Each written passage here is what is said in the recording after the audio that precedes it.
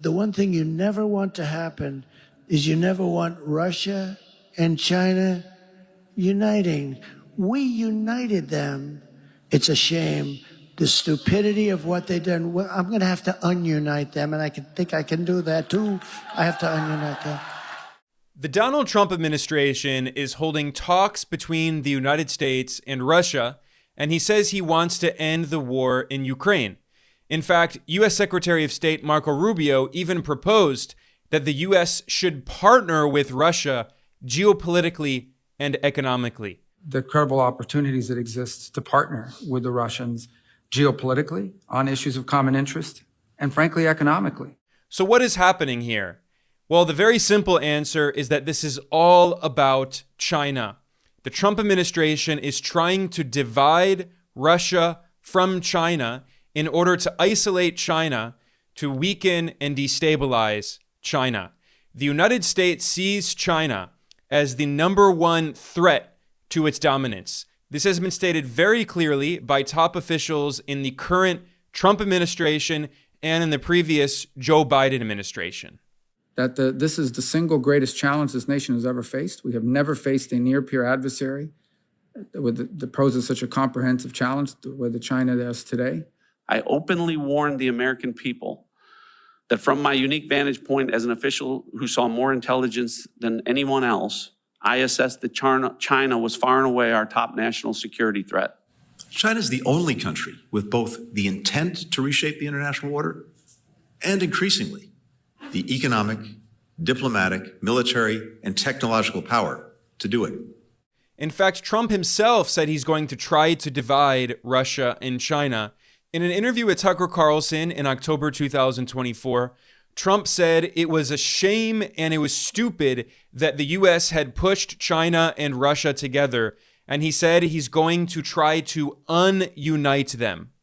As I say, we are a nation in decline. We are a nation in very serious decline. And look at what these stupid people have done. They've allowed Russia, China, Iran, North Korea, and others to get together in a group. This is impossible to think. When I was a young guy, I always loved the whole thing, the concept of the history and all of the things that can happen. The one thing, and I had a professor at the Wharton School of Finance, but we had history classes also. He said, the one thing you never want to happen is you never want Russia and China uniting. We united them because of the oil. We united them. Biden united them. It's a shame. The stupidity of what they've done. Well, I'm going to have to ununite them, and I think I can do that too. I have to ununite them. But early on, I've read, and you've learned, you never want Russia and China, and they're natural enemies because Russia has massive land and China needs it. They're a natural enemy, and we've allowed them to get together. It's such a dangerous thing. Another thing that we're doing is we're losing the dollar as the standard because of these people that are so, if we lose the dollar as the standard, that's like losing a war, and it'll never happen with me. There's no way that will happen with me. Note how at the end of those comments there, Trump warned about the threat to the dominance of the US dollar. This is why Trump has threatened 100% tariffs on BRICS countries and on other nations that refuse to use the dollar in their international trade. Trump recognizes that de-dollarization is happening, and he recognizes in general that the U.S. empire is weakening. Its global dominance is declining. So what Trump is trying to do is he's trying to strengthen the U.S. empire by dividing and conquering U.S. adversaries. What Trump is looking for is not peace. This is not about peace. This is a strategy to try to maintain U.S. imperial dominance. And the strategy has been debated openly in the Western media, with major foreign policy-oriented media outlets asking if Trump can split China and Russia. Now, I personally do not think this strategy will be successful. I'll discuss later why Russia's partnership with China is very important to Russia and how the United States does not have much to offer Russia, whereas China is the world's dominant economy. the world's dominant manufacturing power, and China's becoming more influential over time, whereas the US is clearly in decline. But before I get to that issue, I want to talk more about the Trump administration's attempt to try to divide China and Russia. The Wall Street Journal wrote openly that Washington's embrace of Putin aims to drive a wedge between Moscow and Beijing. The Western press has referred to this strategy as a reverse Nixon, referring to the former US President Richard Nixon, who is very similar to Trump in many ways. Both are right-wing Republicans who use kind of populist rhetoric. And Nixon traveled to China in 1972, and he normalized relations with the People's Republic of China, exploiting the Sino-Soviet split that happened in the 1960s and trying to exacerbate the tensions between China and the former Soviet Union, which ended up being an important factor in the decline and the weakening of the USSR in the 1980s and the eventual overthrow of the Soviet Union in 1991. The strategy is also being referred to as a reverse Kissinger because Nixon's national security advisor, Henry Kissinger, took a secret trip to Beijing in 1971 as part of the U.S. strategy to normalize relations with China to further divide China and the former USSR. In fact, during Trump's first administration, this was the strategy that he wanted to pursue, and the Daily Beast even reported that Kissinger had advised Trump that he should try to divide Russia from China. But ironically, it was the Russiagate conspiracy pushed by the Democrats, absurdly claiming that Trump was a Putin puppet and all of that nonsense, that ironically prevented Trump from pursuing this Kissingerian strategy of trying to woo Russia to isolate China. But here we are today during the second Trump administration, and Trump has selected a series of neoconservatives and war hawks to oversee his foreign policy, including the arch-neocon Marco Rubio as Secretary of State, including the neocon Mike Waltz as National Security Advisor, and another neoconservative war hawk Pete Hegseth as his Defense Secretary. And all three of these figures are extreme China hawks who have pushed for an aggressive policy against China.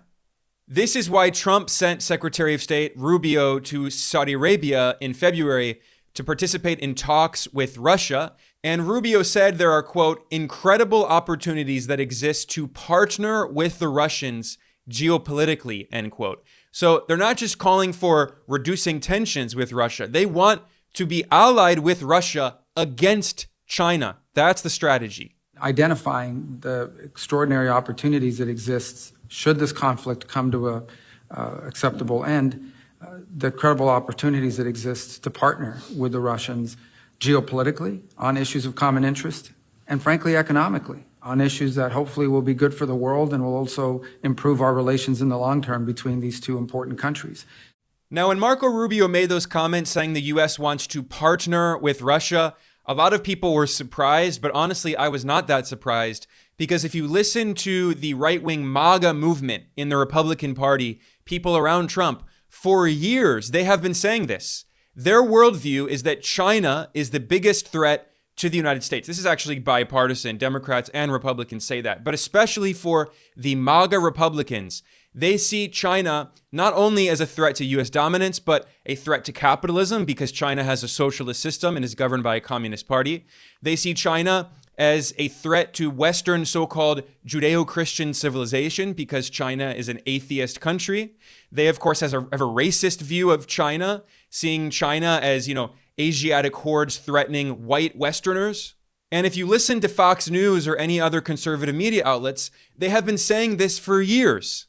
As an example, here are some clips from the show that Tucker Carlson had on Fox News. This was the most popular right-wing news show in the US, and constantly Tucker Carlson, a close ally of Trump, would repeat the same refrain. He said, "We should be allied with Russia against China." Russia is not America's main enemy, obviously. No sane person thinks it is. Our main enemy, of course, is China. And the United States ought to be in a relationship with Russia aligned against China to the extent that we can. The biggest threat to this country is not Vladimir Putin. That's ludicrous. The biggest threat, obviously, is China. If Russia ever joined forces with China, American global hegemony, its power would end instantly. You'd have the world's largest landmass and largest natural gas reserves allied with the world's largest population and world's largest economy. So a Russia-China axis would be not just more powerful than the United States, but much more powerful. It would have the scale to control a lot of the world's economy and trade routes and raw materials. It could project military force that, posturing aside, we actually don't have the power to stop. If Russia and China ever got together, it would be a brand new world, and the United States would be greatly diminished. Most Americans agree that would be bad. In fact, back on his show on Fox News, Carlson invited on Marco Rubio, who's now Trump's Secretary of State, and Rubio constantly fear-mongered about China and said China is the biggest so-called threat to the U.S. and called for an even more aggressive policy to try to weaken and isolate China. Well, China is clearly a threat to our economy, if nothing else, and becoming more threatening. What can our Congress do about it? Senator Marco Rubio is a Republican representing the state of Florida, and he joins us tonight. They are also undermining our technological base through something called Made in China 2025, where they intend not just to supply in America, but all countries on Earth and the West, in automobiles and passenger aircraft, in quantum computing and artificial intelligence. They've laid out the entire industries, and they're slowly but surely carrying out this plan. So this is a threat, obviously not simply to our economy, but to our predominance around the world, to our power and to our values. In fact, Marco Rubio made a very revealing comment in 2024 in a Senate hearing in which he fear-mongered about China. This is last year, a few months before he became Secretary of State. And in this hearing, he claimed that China wants the war in Ukraine to continue because he said the more that the U.S. wages this proxy war in Ukraine, the less time and money the U.S. has to focus on trying to weaken China. The Chinese see great benefit in Ukraine as well, because they view it as the more time and money we spend there, the less time and money and focus we have on them. That was such a revealing comment because it shows that the Trump administration doesn't really care about peace in Ukraine. What they want to try to do is focus all of the resources of the U.S. empire on weakening China. And they don't see Russia as a serious threat. In that same Senate hearing in 2024, Rubio noted that China wants to rewrite the rules that the United States wrote to rule the world, and that China sees the U.S. as a declining power. The Chinese, they believe we're in inevitable decline and that their rise is inevitable as well. Like I said, they don't like the rules of the world as they believe were written by America and our allies, and so they increasingly are taking it upon themselves at every opportunity to challenge them. Rubio has been making comments like this for years. These were not new comments. Back in a separate Senate hearing in 2022, Rubio complained that China is trying to replace the United States as the most powerful country on Earth. So we often talk about China's plans and intentions behind closed doors, but the fact of the matter is that their ultimate goal and what they're trying to do is really not that big a secret. They seek to displace the United States and to become the world's most dominant economic, industrial, technical, and military and geopolitical power. That's their goal. In that 2022 Senate hearing, Rubio referred to China as the, quote, single greatest challenge this nation has ever faced, end quote. And he claimed that China is much more of a threat than the Soviet Union ever was. The intelligence community, I think at this point, leaders on both sides of the aisle have been pretty clear that this is the single greatest challenge this nation has ever faced. We have never faced a near-peer adversary that poses such a comprehensive challenge the way that China does today. Soviet Union was a military and a geopolitical rival. They were never an industrial, a technical, or commercial rival. China is all of that and more. If you listen to imperial strategists in Washington who are trying to maximize the power of the U.S. empire, the way that they see the situation is that Russia is a declining power. It is not seriously a threat to U.S. dominance, but China is a rising power that is much, much, much more powerful than Russia. To start, China has 1.4 billion people. Russia has around 140 million people. That is, China's population is 10 times larger than Russia's. Economically, China has the world's largest economy when you measure its GDP at purchasing power parity. It represents around 19% of the entire world economy, whereas the United States is less than 15% of the world economy. Now, Russia is a major economy, but it's only about 3.5% of the global economy. That means that China's economy is roughly 6 times larger than Russia's economy. Russia's economy is similar in size to the economy of Indonesia or Brazil. China is at a whole different level. And when it comes to manufacturing production, there is no comparison. China is by far the world's leading manufacturing power. It represents 31% of global manufacturing value added. The US is 16%. Russia is 1.8%. So Russia's manufacturing output is a bit under Mexico's and a bit larger than that of Italy or France. And when it comes to technology, China is also the world's leader.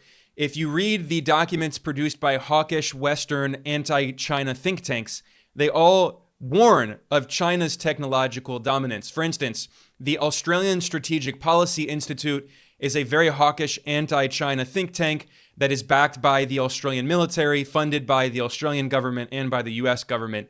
And they churn out anti-China reports. And in one of their recent reports, they warned that China is leading in 57 out of 64 critical technologies, roughly 90% of the world's critical technologies. And in the past 20 years, China has made enormous progress. Originally, 20 years ago, China was leading in just 3 out of 64 critical technologies. Today, China is leading in 57 out of 64. Their report noted that China now produces more scientific publications. It publishes more scientific articles in academic journals than any other country. It overtook the United States. And engineers and scientists in China apply for more patents than any other country by far. The United States has been in significant decline. And China also proposes a systemic challenge to US-led capitalism, because China has a socialist system, whereas the US has a neoliberal capitalist system, which has clearly been in decline with extreme and growing inequality and economic instability and political instability, whereas China continues to grow at 5% per year, and China is making enormous progress in advanced technologies and manufacturing. We've seen this recently with Chinese companies like DeepSeek making massive breakthroughs in artificial intelligence technology. So, Russia today has a capitalist system. It's not the former Soviet Union. They're not trying to challenge US-led capitalism, whereas China is providing an actual alternative. Russia doesn't provide an alternative. China does, which is why the US, and especially oligarchs in Silicon Valley and on Wall Street, they see China as a major threat, because China's the only country on earth that actually has alternatives, competitors to big tech corporations in Silicon Valley. If you travel around the world, most of the world uses Google and Facebook and Instagram and YouTube and Gmail. China's the only large country that actually has an alternative. It has its own tech companies that are challenging US monopolies, which is why the US government is trying to ban them. It's why the US is trying to ban TikTok. It tried to ban Huawei and put sanctions and restrictions on Huawei.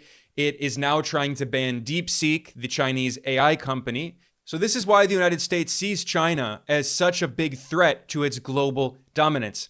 I'm not trying to say that Russia is weak and insignificant. That's not what I'm saying. Russia is a major military power. As we've seen in Ukraine, Russia has essentially defeated NATO. And the fact that the United States did not even invite Ukraine to the talks between Russia and the US is a sign that this was not a war simply between Russia and Ukraine. It was a war between Russia and NATO led by the United States. So Trump says, yeah, we're going to cut out the middleman and have direct talks between Russia and the US. So clearly, Russia is a major military power.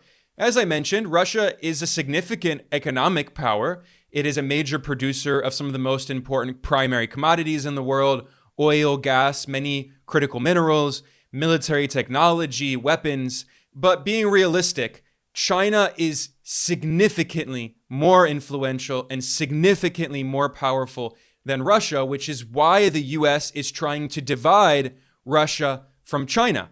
In fact, back in 1997, the influential US Imperial strategist Zbigniew Brzezinski, who was the former US National Security Advisor like Kissinger, he published a book in 1997 called The Grand Chessboard, in which he outlined scenarios for the US empire to maintain its global unipolar dominance. And in this book, which is now nearly 30 years old, he warned, quote, "The most dangerous scenario would be a grand coalition of China, Russia, and perhaps Iran, an anti-hegemonic coalition united not by ideology, but by complementary grievances," end quote. And this is exactly what has happened. In the past few decades, the US empire has pushed China, Russia, and Iran together. And China, Russia, and Iran are members of BRICS. And BRICS continues to grow every single year. It now represents 55% of the global population and 42% of world GDP measured at purchasing power parity. This is why Trump is threatening BRICS members with 100% tariffs and trying to destroy BRICS. But it's not just BRICS. China, Russia, and Iran are also members of the Shanghai Cooperation Organization, which is focused on security and stability in Eurasia. This is why Trump said in his interview with Tucker Carlson in October 2024 that it was a shame, and he said it was stupid, that the US had pushed together Russia, China, Iran, and North Korea. And he said he wants to try to divide those countries. He said that he thinks that he can unite China and Russia. This is what he's trying to do now. And this is a viewpoint that is shared by all of the top-level officials in the Trump administration. So, for instance, in January, at the Senate confirmation hearing for Donald Trump's pick to be CIA director, John Ratcliffe, another neoconservative, he referred to China as the greatest so-called threat to U.S. national security, and he emphasized that the CIA, under both Republicans and Democrats, in Trump's first term and in the Biden administration, the CIA has been focused on trying to weaken China. But much more has to be done because our adversaries, and one in particular that I will discuss now, understand that the nation who wins the race of emerging technologies of today will dominate the world of tomorrow. Which brings me to the need for the CIA to continue and increase in intensity the focus on the threats posed by China and its ruling Chinese Communist Party. As DNI, I dramatically increased the intelligence community's resources devoted to China. I openly warned the American people that from my unique vantage point as an official who saw more intelligence than anyone else, I assessed that China was far and away our top national security threat. President Trump has been an incredible leader on this issue, and it is encouraging that a bipartisan consensus has emerged in recent years. The recent creation of the CIA's China Mission Center is an example of the good work that must continue. In fact, in 2021, the CIA launched a new China Mission Center, which is the only mission center at the CIA that is focused on one specific country. And of course, we all know that the CIA has a long history of organizing and backing coups around the world, in meddling in internal affairs of countries around the world, and trying to destabilize elected foreign governments, which it has done dozens of times. So this CIA Mission Center is dedicated to trying to destabilize China, and it's trying to weaken the Communist Party of China. In fact, the CIA announced this on its own official website back in 2021. In this press release, the CIA director, William Burns, said, quote, "The most important geopolitical threat we face in the 21st century is an increasingly adversarial Chinese government," end quote. Now, of course, that was Joe Biden's CIA director, William Burns. But Trump's CIA director, John Ratcliffe, has exactly the same policy. And in his Senate confirmation hearing in January, he congratulated and praised the William Burns CIA and the Biden administration for the work it did trying to counter and weaken China. And he said that the Trump administration is going to continue this policy. This is completely bipartisan. It's not just the Democrats, it's not just the Republicans. It is all politicians in Washington are focused on trying to weaken China because China is the only country powerful enough to challenge U.S. imperial dominance, the global dominance of the U.S. empire. This was stated very clearly in a speech that Biden's Secretary of State, Antony Blinken, gave in 2022. Even as President Putin's war continues, we will remain focused on the most serious long-term challenge to the international order, and that's posed by the People's Republic of China. China is the only country with both the intent to reshape the international order and, increasingly, the economic, diplomatic, military, and technological power to do it. If you go back to the first Trump administration, the message was exactly the same. This is what Trump's CIA director turned Secretary of State Mike Pompeo said at a historic speech he delivered at the Richard Nixon Library in 2020. He picked the Nixon Library because he was sending a message that it had been a mistake for Nixon to go to China in 1972 and try to normalize relations with China. And in this speech, Mike Pompeo basically said that the US government is going to try to overthrow the Communist Party of China and overthrow its independent government and try to do to China what the US did to the former Soviet Union and Russia in the 1990s. All of this explains why Donald Trump is constantly fear-mongering about China, and his favorite strategy is to scapegoat China. He points to China to try to justify his very aggressive foreign policy. So for instance, during his inauguration speech, Trump said that the U.S. is going to take over the Panama Canal, a blatant act of colonialism. And how did he try to justify this? He claimed falsely that China is supposedly operating the Panama Canal. And above all, China is operating the Panama Canal, and we didn't give it to China. We gave it to Panama, and we're taking it back. Secretary of State Marco Rubio said the exact same thing in an interview that he did with the conservative talk show host Megyn Kelly. She asked him why the Trump administration wants to control the Panama Canal, and he claimed that China is controlling it, which is not true. But again, this is the U.S. strategy. They point to China to try to justify their colonialist policies. And the way that Trump and Marco Rubio see the world is that the U.S. has an imperial sphere of influence, and they need to reassert their imperial control over Latin America, over the Western Hemisphere. That's why they're threatening Greenland. It's why they're threatening the Panama Canal. It's why they're threatening Colombia and Mexico and Canada and other countries in Latin America. This is why they're invoking the colonialist Monroe Doctrine, a 202-year-old colonial doctrine. And when it comes to Europe, the Trump administration's message is basically that Europe is not the U.S. sphere of influence. They're no longer concerned with Europe. And they're telling Europe, Russia is your problem. We don't care. And if you listen to the speech that Trump's vice president, J.D. Vance, gave at the Munich Security Conference, he angered a lot of people in Europe because he criticized Europe. For instance, he criticized Germany for deindustrializing. He didn't mention the role of the United States in deindustrializing Germany. For instance, the destruction of the Nord Stream pipeline, or for instance, the fact that the U.S. has been pressuring Germany to import much more expensive liquefied natural gas from the United States rather than taking pipeline gas, which is cheaper and better for the environment, that was coming previously from Russia. But of course, Nord Stream was blown up. Well, J.D. Vance didn't mention the role of the U.S. in subordinating Europe and preventing Europe from having its own independent foreign policy. But in that same speech at the Munich Security Conference, J.D. Vance criticized Europe for its close relations with China.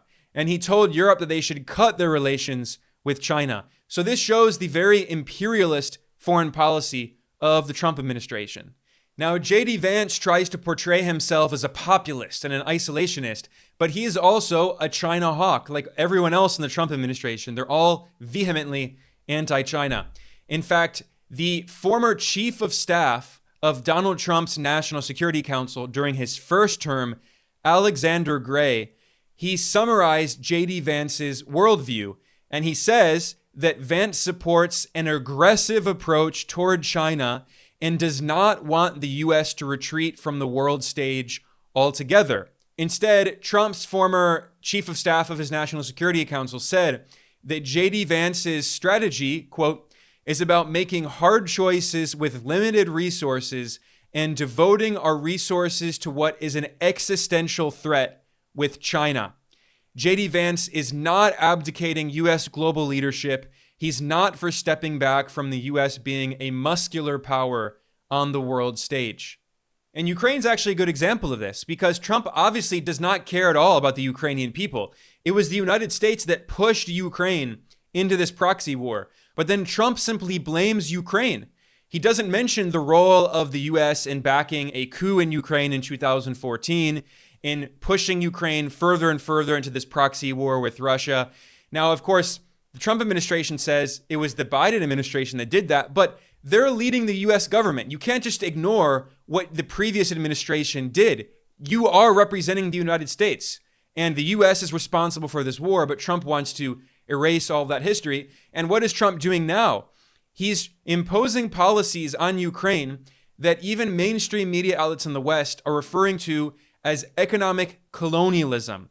This is the language being used by the British newspaper The Telegraph, which is a right-wing newspaper, very close to the Conservative Party. They're not in any way a left-wing newspaper, but they're referring to Trump's strategy in Ukraine as economic colonialism.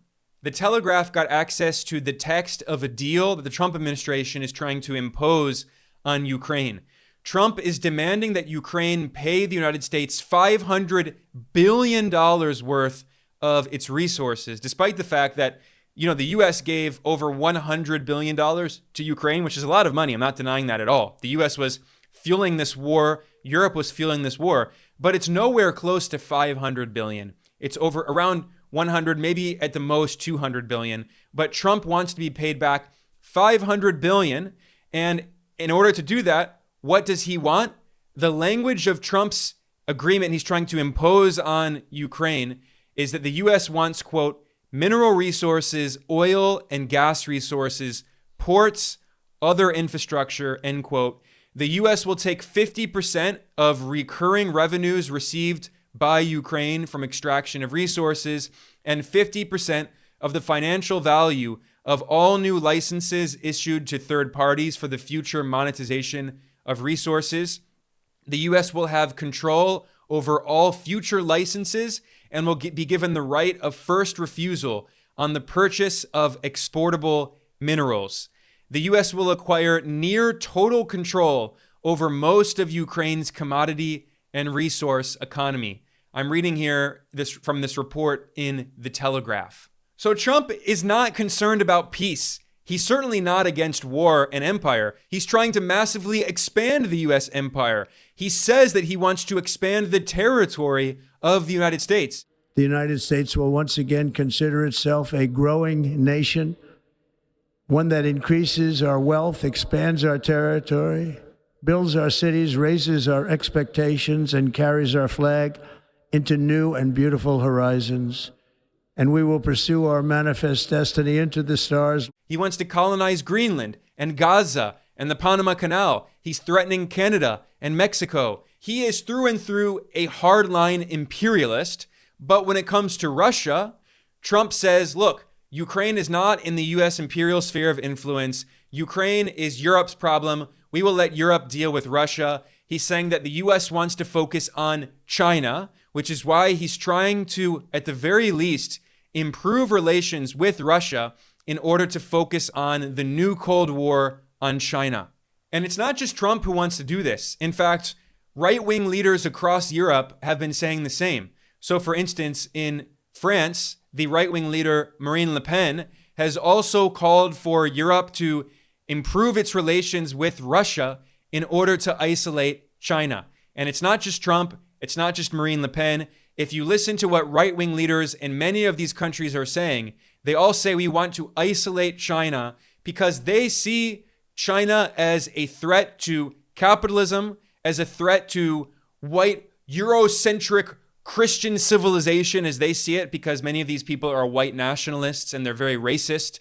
And they see China as, an Asiatic atheist threat to the white West. They see the world in this kind of racist civilizational clash, and they think that they have to save Western civilization against Chinese communism. And the strategy they're trying to pursue now is to divide China and Russia. So this brings me to the question that I'll conclude with today, which is that will they be successful? Well, of course, it's impossible to predict, but honestly, I do not think that it's likely in the short term. Now, maybe in the medium to the long term, it all depends on what happens in Russia. Now, while Vladimir Putin remains president, I do not think the strategy will be successful, because when Putin came into power, he originally was brought in by the West, especially by the United States, to replace Boris Yeltsin, who was a US puppet, essentially, but he was very incompetent and he was an alcoholic, and he was not able to accomplish everything that the US wanted. So they brought in Putin because they thought that Putin would be a much more competent manager of Russian affairs, and they thought that Putin would help to integrate Russia into the West. In fact, US President George W. Bush, who invaded Iraq, a war criminal, he famously recalled meeting Putin when the West was trying to woo Russia. They allowed Russia to join the G7. It became the G8. And Bush famously said that when he met Putin, he looked into his eyes and he saw his soul. Can we trust Russia? I'm not going to answer to that. I could ask the very same question. I'll answer the question. I looked the man in the eye. I found it to be very straightforward and trustworthy. We had a very good dialogue. I was able to get a sense of his soul. He's a man deeply committed to his country and the best interests of his country, and that's the beginning of a very constructive relationship. I wouldn't have invited him to my ranch if I didn't trust him. And originally, Putin did want Russia to be integrated with the West. Putin was an anti-communist, he was very pro-capitalist, and he did try to. However, Putin was a nationalist, he is a nationalist, and he recognized that the West would not accept Russia as an equal. The United States only would accept Russia being integrated into the West as a puppet, as a subordinate, not as an equal. And this led to Putin giving his famous speech at the Munich Security Conference in 2007, in which he condemned U.S. unipolarity. And he said that the U.S. was expanding NATO to the east and trying to surround Russia, to weaken Russia, to dominate the world. And this moment in 2007 was a major shift, and it became clear to the US-led West that Russia would not allow them to subordinate it, that Russia wanted to become a powerful, independent country, and relations continued to sour from then on. And then you had several other events, including, of course, the US invasion of Iraq in 2003, which Russia was against. You had the US-led NATO war in Libya in 2011, which originally Russia and also China had not vetoed in the UN Security Council because the West lied to them, NATO lied to them, claiming that it was going to be a limited operation, a defensive operation, but in fact, NATO used it as an excuse to overthrow the Libyan government and to kill the Libyan leader Muammar Gaddafi. And this angered Russia and China, and this also led to a deterioration of relations between the West and Russia. And then, of course, you have the US-backed coup in Ukraine in 2014, which overthrew Ukraine's democratically elected president, Viktor Yanukovych, who tried to maintain geopolitical neutrality. And then the US helped to put in power a pro-Western oligarch, the billionaire Petro Poroshenko, who pledged that Ukraine would join NATO. And then the proxy war against Russia started, and the US put sanctions, the West put sanctions on Russia, and the situation continued to get worse and worse.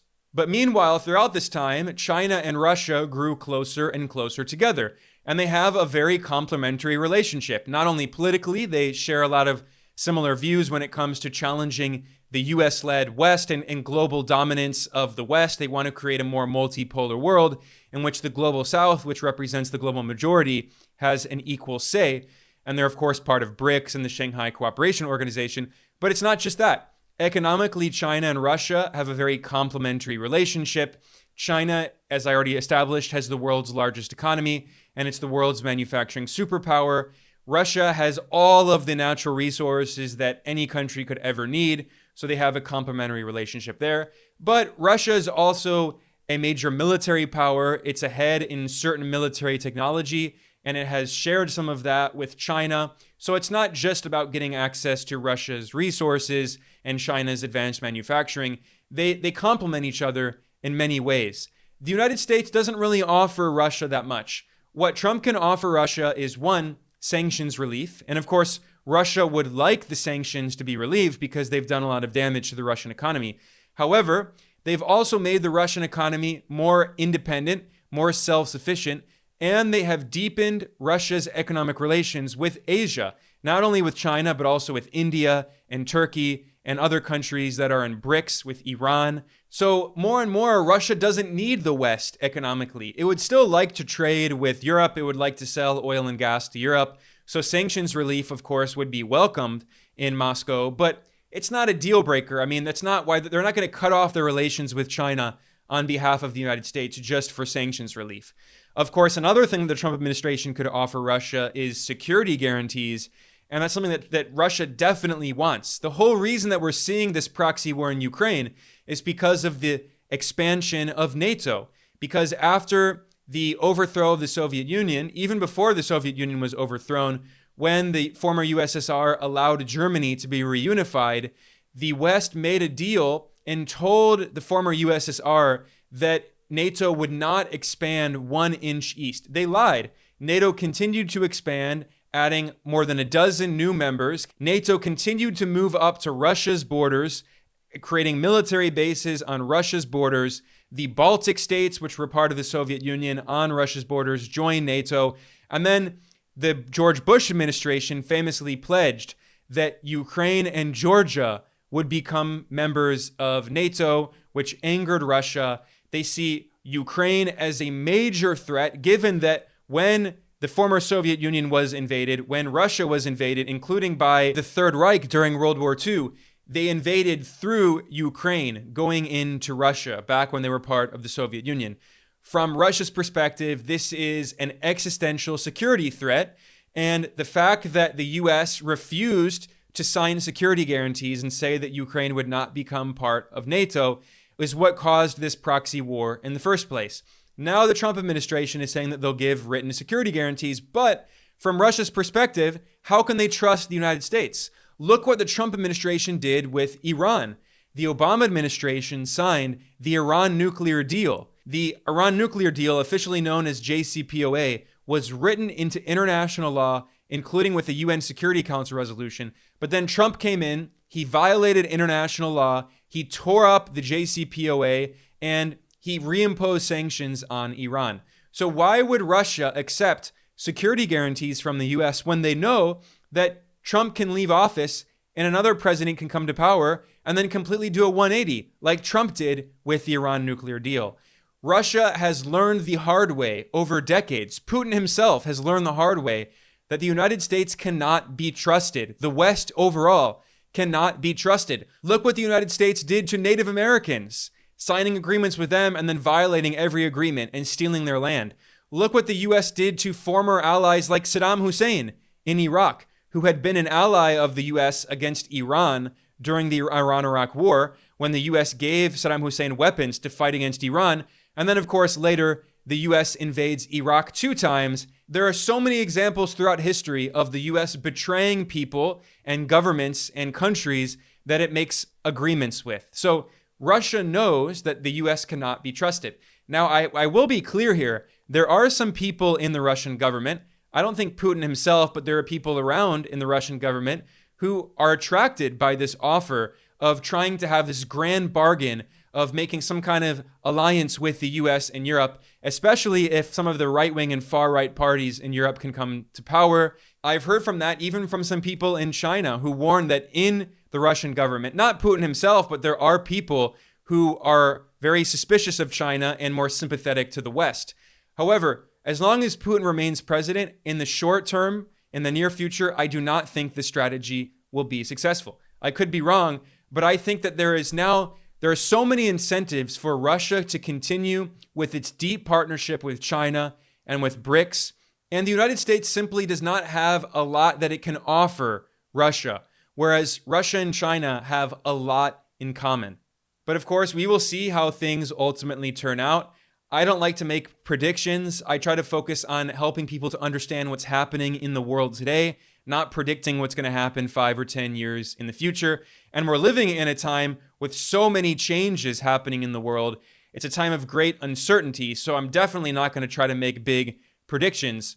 But what I can tell you is that what the Trump administration is doing is not motivated by peace. It's not motivated by an opposition to empire. What they're trying to do is trying to save the U.S. empire, to try to preserve U.S. dominance by dividing and conquering, by dividing their main adversaries, by trying to do what the Nixon administration did in the 1970s in reverse, trying to divide Russia and China, to try to bring Russia over back into the West in order to try to eventually destabilize China, which is the only country powerful enough to actually challenge the global dominance of the US empire, which in the unipolar era in the 90s was a global dictatorship. The US empire was an authoritarian regime globally. No country on earth could challenge the dominance of the United States. Any country that tried to challenge the US was invaded. Sanctions were imposed on them. They faced a color revolution, a CIA-backed coup. That was the unipolar order. And that unipolar world has ended. We're now in a multipolar world. But what the Trump administration is trying to do is trying to divide that multipolar world, trying to reimpose its imperial sphere of influence, and it's trying to focus on weakening China. And basically, if I have to summarize U.S. foreign policy, you're not going to understand all of the intricacies and all of the complexities, but you can understand 90% of U.S. foreign policy if you understand that almost everything is about trying to weaken China, period. That is the number one and number two and number three and number four and number five goal of U.S. foreign policy. It is to weaken and destabilize China, and that's true regardless of who the U.S. president is. On that note, I'm going to conclude. I am Ben Norton, the editor-in-chief of Geopolitical Economy Report. Please like and subscribe. Please share this. I will be back soon. Thanks for joining me today.